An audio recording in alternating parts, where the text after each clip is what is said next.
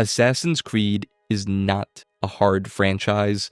It never has been. But buried across 14 mainline games are achievements so brutal, so tedious, and so absurdly specific that they've broken completionists for over a decade. Today, I'm ranking and explaining the hardest achievements in the entire series, and we're starting with the one that taught every player a painful lesson on day one. Keeper of the Creed, Assassin's Creed 1. The original Assassin's Creed came out in 2007 and immediately decided that if you wanted 100% completion, you were going to suffer for it. Keeper of the Creed asks you to collect all 20 assassin banners scattered throughout Masyaf. 20. That's it. Sounds easy, right? Here's the thing, this was 2007. There were no mini-map markers, no glowing objective icons, no checklist telling you which banners you'd already grabbed. You just had a fortress city, 20 flags somewhere in it, and your own 2 eyes. Good luck. The banners are stuffed into every annoying corner the developers could find. Behind towers, on top of buildings you didn't know were climbable, tucked into alcoves that blend perfectly into the stonework. And the real kicker is that the last 2 banners don't become available until you hit a specific story point, meaning you cannot complete this in one pass. You have to return to Masyaf, run through the whole place again, and hope you remember which 18 you already picked up, which you won't, because nothing is tracked. Players ended up printing out fan-made maps and crossing off flags with a pen like they were doing homework. Pen and paper in 2007 because the game gave you 0 tools to manage its own collectibles. Now in fairness, this is the easiest achievement on today's list. It just requires patience and a tolerance for running across the same rooftops 17 times. But that's exactly why it matters. Keeper of the Creed was the franchise's first warning shot. It looked you dead in the eyes and said, completion will never be free here. And honestly, that was generous compared to what came next, because at least Masyaf was one city. The next achievement asks you to do something similar across the entire map of ancient Egypt. Old Habits, Assassin's Creed Origins. Assassin's Creed Origins has one of the most beautiful open worlds ever built. Ancient Egypt stretching from the deserts of Siwa to the bustling streets of Alexandria, all rendered in gorgeous detail. And the Old Habits achievement looks at all of that beauty and says, great, now touch every single inch of it. This achievement requires you to complete every location in the game. Every single one, every captain killed, every treasure chest looted, every stone circle solved, every question mark on the map resolved. Across Siwa, Alexandria, Lake Mariata, and dozens of other regions, each with their own individual checklist of objectives that all need to be finished before the achievement pops. Here's the thing, no single task in Old Habits is hard. You're not being asked to pull off a no-damage boss fight or win some obscure minigame. You're opening chests. You're climbing towers. You're stabbing a guy in a camp and looting his body. It's all stuff you've been doing since the tutorial. The difficulty isn't the gameplay. The difficulty is the spreadsheet, because Origins doesn't give you a clean, centralized tracker that says, hey, you missed one treasure chest in Fayum. You have to manually check each region, cross-reference your completion percentage, and hope you didn't accidentally walk past a lootable object 3 hours ago in a fort you thought you cleared. The paranoia is the real enemy here. You'll finish a region, feel good about it, check the map, and realize you're at 99% with 0 indication of what you missed. So now you're running laps around a military camp like a guy who lost his car in a parking garage. Players who've actually unlocked this thing almost universally admit they needed external guides to finish it. Not because any individual objective is confusing, but because the organizational overhead of tracking dozens of objective types across a map. This massive is basically a part-time job. But if Old Habits turns Origins into a tedious checklist, wait until you see what Valhalla does with a single combat encounter. Overdesign 2, Assassin's Creed Valhalla. Some achievements are hard because they demand incredible skill. Others are hard because nobody can figure out what they're actually asking you to do. Overdesign 2 is firmly in the second camp. The description sounds simple enough. While on fire during a fight, kill 3 hard difficulty soldiers without breaking their shields. Cool. Except every single word in that sentence is doing heavy lifting, and the game explains exactly 0 of it. Players read that description, walked into combat, lit a torch, started swinging, and absolutely nothing happened for hours. Here's where it gets weird. The achievement doesn't require you to do this in a single fight. You can spread those 3 kills across multiple encounters, which would have been incredibly useful information to have before people spent entire afternoons trying to pull it off in one go. But the real kicker is the method that actually works. The optimal strategy involves traveling to Wareham in Hamptonshire, climbing onto a thatched roof, and deliberately setting yourself on fire by standing on it while it burns. Then, while your Viking is casually engulfed in flames like this is a normal Tuesday, you use the missile reversal skill to catch enemy projectiles and hurl them back at shielded soldiers. That's it. That's the move. You become a flaming projectile redirector standing on a burning roof. Eivor, what are you doing up there? Catching arrows. I'm on fire. Yes, I can see that. The gap between what players assumed they had to do and what actually works is genuinely absurd. People were trying to fight through this with conventional combat, carefully managing fire sources and shield mechanics, when the real solution was to climb a house and let it cook you. The community doesn't even treat this as a real difficulty challenge anymore. It's a communication failure wearing an achievement's clothing. The description technically tells you what to do, but it's like giving someone directions to a restaurant by describing the color of the napkins. But if Overdesign 2 frustrated you with its vague nonsense, at least it didn't try to sink your ship. The Storm Fortress had other plans entirely. The Storm Fortress, Assassin's Creed Rogue. Most of the achievements on this list are frustrating for the wrong reasons. Glitchy requirements, dead multiplayer servers, vague descriptions that make you want to throw your controller through a wall. The Storm Fortress is none of that. This one is frustrating because you're genuinely not good enough yet, and that's what makes it special. In Assassin's Creed Rogue, there's a naval encounter that pits your ship, the Morrigan, against a heavily armored fortress ship that has absolutely zero interest in letting you survive. This thing is loaded with devastating broadside cannons, mortar fire, and ramming capabilities that can shred your health bar in what feels like 2 or 3 direct hits. You pull up to this fight thinking you understand naval combat because you've been sinking schooners for the last 10 hours. Turns out, no. You understand nothing. Here's the thing about the Storm Fortress. It punishes every bad habit you've developed throughout the entire game. Sailing broadside to broadside, you're dead in seconds. Sitting still to line up a perfect shot, mortar to the face. Getting too close, it rams you into kindling. The only way to survive is to stay behind the ship or at sharp angles where its broadside cannons can't reach you, which sounds simple until you realize this thing maneuvers like it has somewhere to be. Players who've beaten this consistently describe the same learning curve. First few attempts, you get absolutely demolished before you even understand what's happening. Then you start figuring out chain shot timing to slow it down, heavy shot positioning to maximize damage, and the exact moments where you need to brace instead of fire. Ammunition management becomes critical. Defensive maneuvers stop being optional and start being the entire strategy. And that's exactly why the community actually respects this one. There's no exploit. There's no cheese method. There's no set your console clock forward and wait.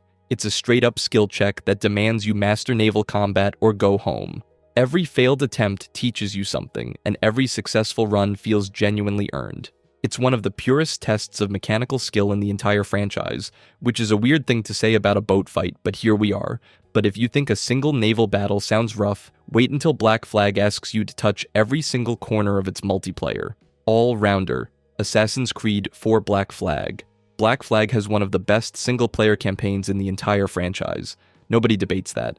But Ubisoft looked at this beloved pirate adventure and said, you know what this needs? A multiplayer mode that we'll abandon in 2 years, and then they tied an achievement to it that requires you to experience every single corner of that mode, which is, not ideal. All-Rounder asks you to play every game mode, use every ability, and deploy every ranged weapon at least once in Black Flag's multiplayer. Sounds manageable until you see the actual numbers. That's 8 separate game modes, 15 different abilities, and 5 ranged weapons, all of which need to be individually unlocked before you can use them. And unlocking them requires reaching level 48 in multiplayer and spending roughly 10,320 Abstergo credits, so you're not just playing multiplayer, you're grinding multiplayer for approximately 12 hours. In a mode that peaked in popularity sometime around 2014 and has been on life support ever since. Here's where it gets complicated. The achievement doesn't care if you're good at multiplayer. It cares that you touched everything. You could be the worst assassin in the lobby, running face first into walls and accidentally stabbing civilians, and as long as you cycled through every ability and weapon, the game would eventually hand you the achievement. The problem isn't skill, the problem is access. Because Black Flag's multiplayer is effectively dead. Finding a full lobby in the current year is like finding a functioning vending machine in the wasteland. It technically exists somewhere, but you're going to spend a lot of time looking.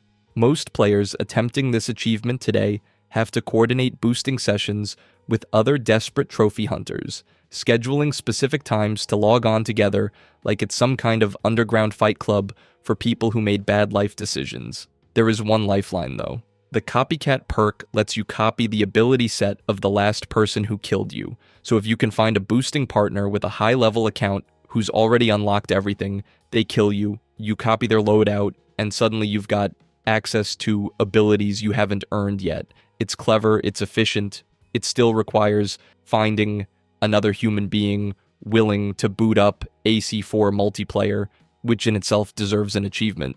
But at least All-Rounder only asks you to play multiplayer. It doesn't ask you to win board games designed by people who hate you.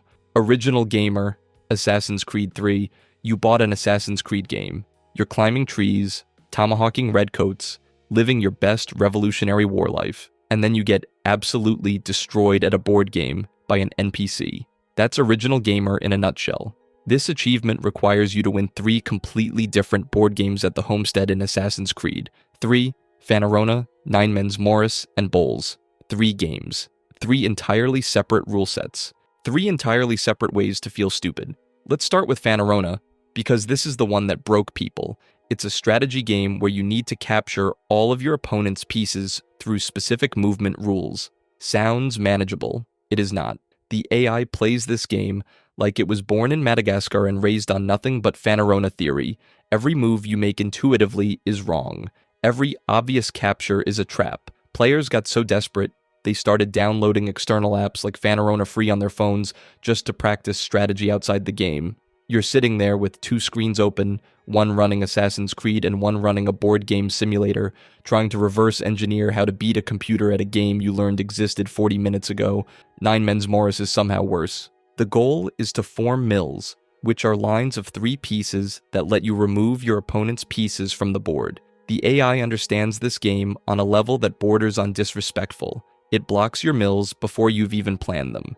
It sets up double mills that force you into lose-lose positions. You're Connor Kenway, legendary assassin, getting outplayed at a game that peaked in popularity during the Roman Empire.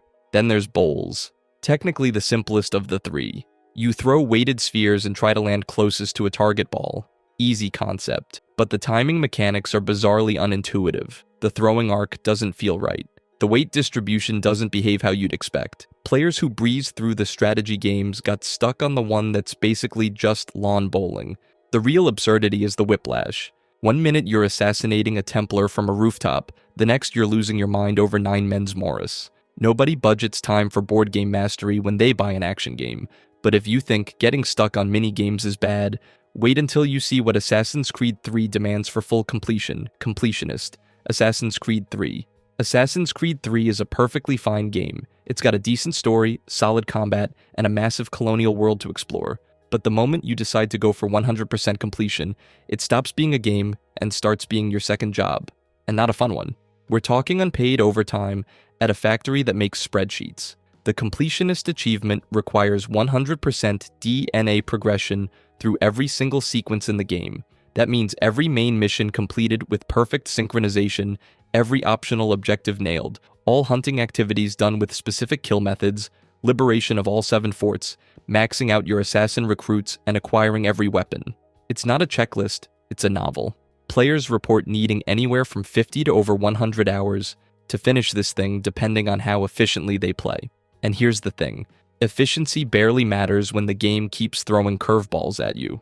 The mission constraints aren't just kill this guy or don't get spotted. Some missions require you to take 0 damage. Others demand you kill specific enemy types with particular weapons within strict time limits. One wrong move and your synchronization drops below 100%, which means you get to replay the entire mission from scratch. But here's where it gets really painful. The interconnected nature of the requirements means that one missed objective from hours ago can cascade into replaying entire chunks of the game. You'll be 40 hours deep, feeling good about your progress, and then realize you forgot to kill a bear with a specific weapon in Sequence 5. Cool, back you go. And that's the cruel trick of this achievement. No single task is impossible. None of it requires superhuman reflexes or frame-perfect inputs. It's all technically doable. The difficulty is purely in the volume. It's death by 1,000 paper cuts spread across dozens of hours of disciplined, systematic execution. You're not fighting the game. You're fighting your own willingness to keep going. The community doesn't talk about completionist with respect for its difficulty. They talk about it with the hollow stare of someone who's seen too much. It's the achievement that proves patience is a finite resource, and Assassin's Creed 3 found the exact limit. But if you think grinding through one game's entire content is exhausting, wait until you hear about an achievement that forces you to master an entirely different genre of gameplay you never signed up for. Abstergo, Employee of the Month, Assassin's Creed Brotherhood. Most hard achievements test your skill. This one tests your ability to herd cats. Abstergo Employee of the Month requires you to obtain every single multiplayer bonus in Assassin's Creed Brotherhood at least once. And when I say every bonus, I mean every bonus. Kill bonuses like discrete kills and headshots, action bonuses, team-based bonuses, end-of-match bonuses. The full catalog of ways the game can pat you on the back, you need all of them. Here's the thing, on paper that sounds tedious but doable. Just play a lot of multiplayer, right? Turns out, no. Many of these bonuses require very specific conditions that only trigger with 4 to 6 players in a match simultaneously. Some demand that your entire team performs coordinated actions. Others require you to win matches in particular ways that random public lobbies will literally never produce organically. You can't just grind this out by being good at the game. You need other human beings to cooperate with you, and if you've ever tried to get strangers on the internet to do anything in unison, you know that's harder than any boss fight Ubisoft has ever designed. But wait, it gets worse. You also need to reach at least level 29 in multiplayer to unlock certain perks required for specific bonuses. So before you can even attempt some of these, you're looking at hours of grinding just to access the tools you need. The real achievement here isn't gaming skill, it's project management. Players had to organize private lobbies full of willing participants who all understood the exact scenarios needed to trigger each bonus. Okay, everyone stand here. Now let me kill you, but slowly. No, slower. I need the discrete bonus, not the reckless one. It's like directing a play where none of the actors have read the script and half of them keep disconnecting. And here's where it gets really complicated. This achievement is entirely dependent on multiplayer infrastructure. Other players have to exist, they have to be willing to help, and the servers have to be running. Every year that passes, the player pool shrinks. Finding enough people who own Brotherhood, still have it installed, and are willing to spend an evening engineering fake multiplayer scenarios gets exponentially harder. Your completion percentage is being held hostage by server uptime and the goodwill of strangers. Brotherhood's multiplayer was genuinely innovative for its time, but turning that system into an achievement checklist where you need a small army of coordinated volunteers just to tick every box, that's not a test of skill. That's a logistics nightmare wearing an achievement's clothing. But if you think relying on other players is frustrating, wait until you're strapped into a tank that explodes if someone so much as breathes on it. Hell on Wheels, Assassin's Creed Brotherhood. Let me set the scene for you. You're driving a tank designed by Leonardo da Vinci. Sounds awesome, right? Sounds like a power fantasy. It is not. Because the 100% synchronization requirement for this War Machine mission in Assassin's Creed Brotherhood asks you to complete the entire tank sequence without taking a single point of damage. 0. Not one hit.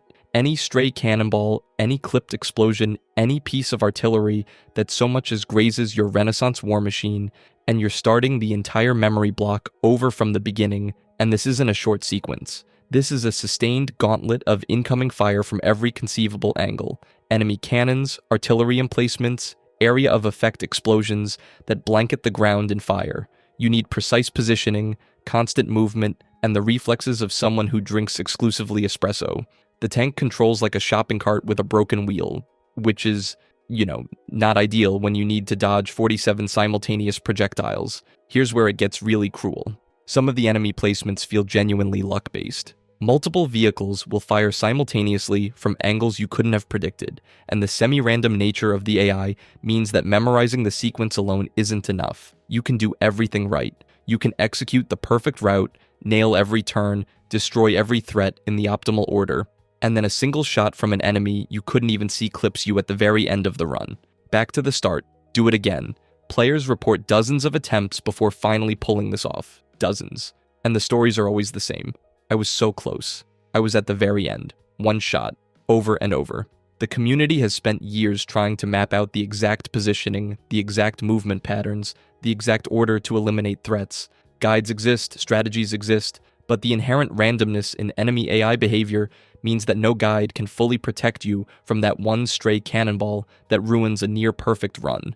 What makes Hell on Wheels legendary isn't just the difficulty, it's the emotional experience. Players don't describe completing this with joy, they describe it with catharsis, like surviving something, like finally being released from a hostage situation they voluntarily entered. The community overwhelmingly identifies this as possibly the most brutal perfect run requirement in the entire franchise, and honestly, it's hard to argue. A flawless tank run where a single frame of contact erases all progress, stretched across a sequence long enough that fatigue becomes a real factor. That's not an achievement, that's a psychological experiment. But if you think a zero-damage tank run sounds unreasonable, wait until you hear about the scoring system Valhalla cooked up for its mastery challenges. Mastery Challenge Gold, Assassin's Creed Valhalla.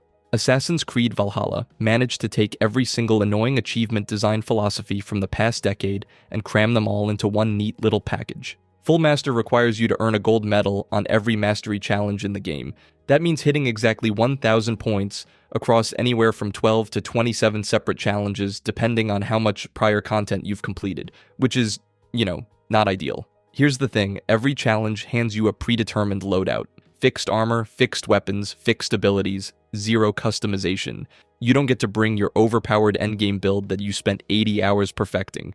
You get whatever Ubisoft decided you should have, and you make it work. It's like showing up to a cooking competition and being told you can only use a spoon and a blowtorch. Good luck making risotto. But the loadout restriction isn't even the real problem.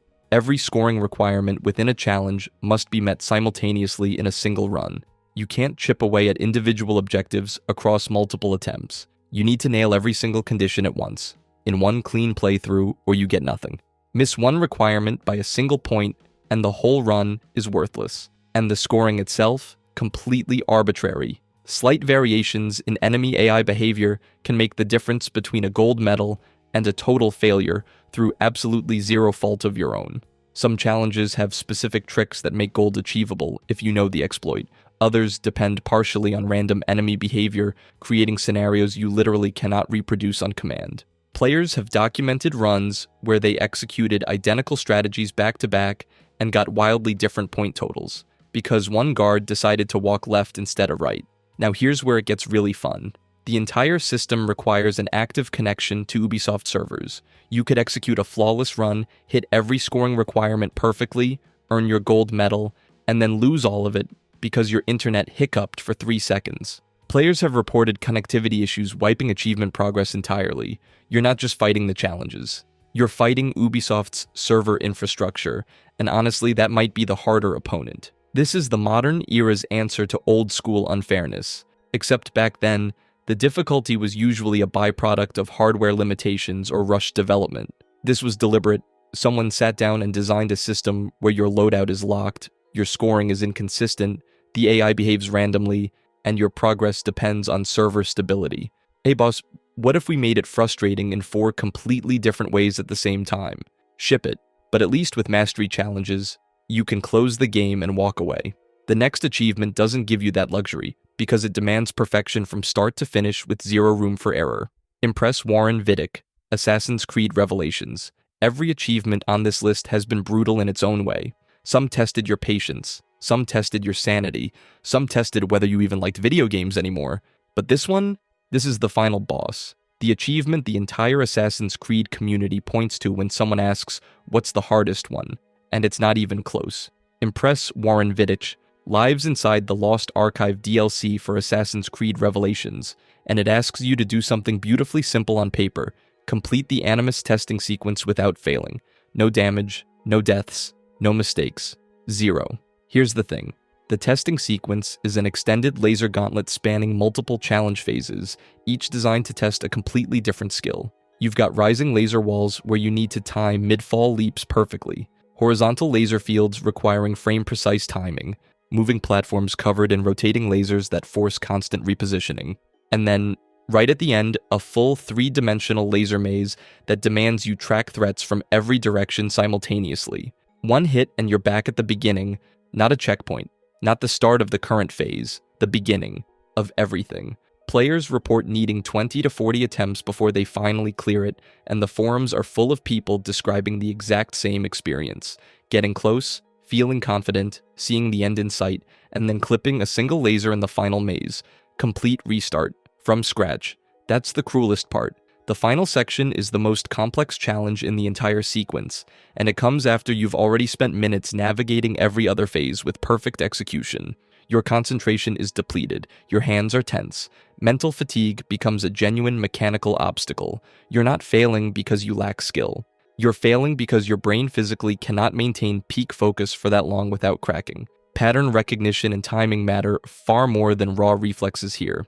You can memorize every laser pattern, internalize every platform cycle, but knowing what to do and executing it flawlessly across an entire extended gauntlet while your nerves are screaming, that's a different conversation entirely. Some players have documented out-of-map glitches that bypass portions of the sequence, which is, completely understandable. But the intended flawless run remains the actual requirement, and the people who've done it legitimately speak about it with a very specific combination of pride and trauma you don't hear for any other achievement in the franchise. The community consensus is unanimous. Impress Warren Vidic is the single hardest achievement in the entire Assassin's Creed series. Not the most tedious, not the most time-consuming, the hardest. A perfect run through a gauntlet designed to break you, where the punishment for a single mistake is absolute, and the hardest part waits at the end when you have the least left to give. Not all achievements test skill. Some just test how much you're willing to suffer. This one does both, and it doesn't feel bad about it. If you enjoyed this video and want to see more, click the video on the screen now.